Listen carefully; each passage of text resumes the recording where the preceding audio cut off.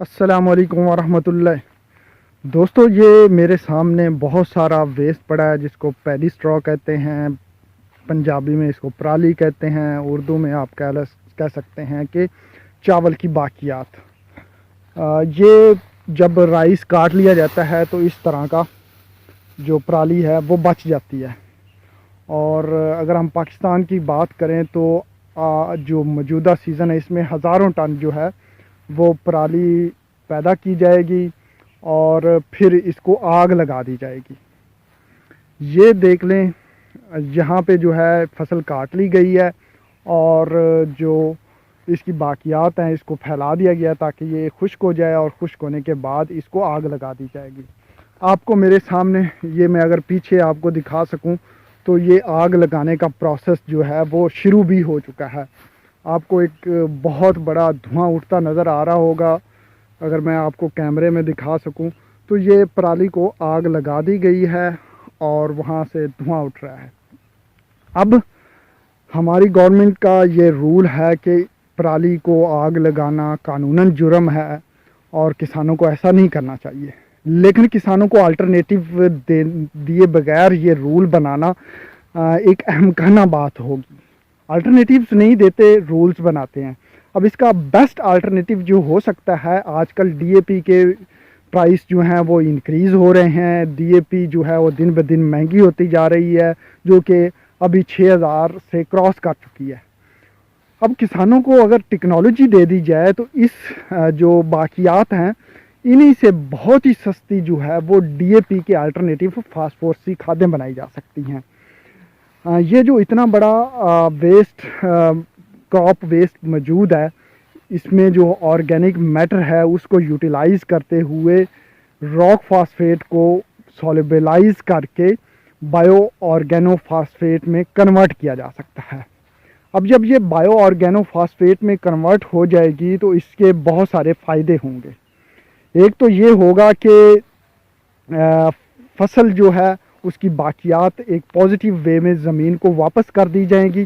दूसरा, जो इसको आग लगा के इससे गैसेस प्रोड्यूस होती हैं और वापस जो है वो हमारे इन्वायरमेंट को इफ़ेक्ट करती हैं, उससे बचा जा सकेगा।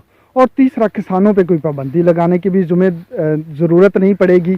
किसान जो हैं वो बज़ाते खुद इसके ऊपर आ जाएंगे। उन्हें बाज़ार से जो इतनी महंगी जो है वो फास्फोरसी खादें ख़रीदना पड़ती हैं, उनको फ्री में घर में तैयार करने के काबिल बनाया जाएगा।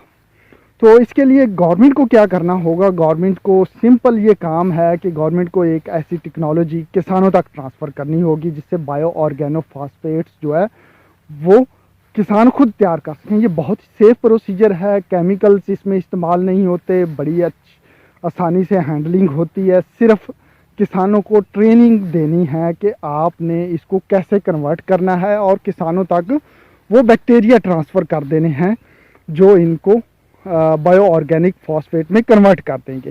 तो किसानों में आपको इसका एक ब्रीफ इंट्रोडक्शन देता चलूँ कि किस तरह से हम इतने बड़े वेस्ट को जो है वो बायो ऑर्गेनिक फॉस्फेट में कन्वर्ट कर सकते हैं। सिंपल काम है। इसमें आपने ये जो वेस्ट मटेरियल है इसको ऑर्गेनिक मैटर के तौर पर इस्तेमाल करना होता है। एक मखसूस किस्म का बैक्टीरिया जो कि रॉक फास्फेट को सॉल्युबलाइज करता है, उसको इस्तेमाल करके जो है इन चीज़ों का मिक्सचर उसको फीड कराना होता है। रॉक फास्फेट प्लस ये जो क्रॉप वेस्ट मटेरियल है और कुछ थोड़ा सा इसमें एडिशनल सप्लीमेंट्स दिए जा सकते हैं जिसकी वजह से बैक्टीरिया की ग्रोथ अच्छी होती है। तो वो आपको बैक्टीरिया जो हैं रॉ फास्फेट में मौजूद जो फास्फोरस है वो सॉल्युबलाइज करके दे देंगे और उससे एक अच्छी किस्म की बायो ऑर्गेनोफॉस्फेट बनाई जा सकती है। इस प्रोसेस में तकरीबन 30 से 60 दिन लगते हैं और ये खाद तैयार हो जाती है। उसके बाद आप इसको जो है वो खेतों में इस्तेमाल कर सकते हैं। तो बहुत ही आसान है। सिंपल ये है कि गवर्नमेंट ने ये टेक्नोलॉजी आपको तक ट्रांसफ़र करनी है।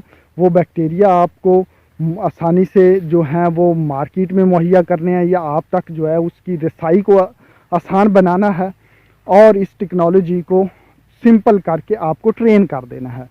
तो ये बहुत ही आसान हो जाएगा। गवर्नमेंट के लिए भी ये वेस्ट मटेरियल जो है हमारे इन्वायरमेंट को भी डिस्टर्ब ना करेगा और जो है इसको पॉजिटिवली किसानों की फलाह बहबूद में इस्तेमाल किया जा सकेगा। और दूसरी चीज़, जो बढ़ती हुई फास्फोरसी खादों की डिमांड है और उनकी डिमांड को कम किया जा सकेगा, जिसकी वजह से उनकी कीमतों में खातर कमी वाक़या होगी।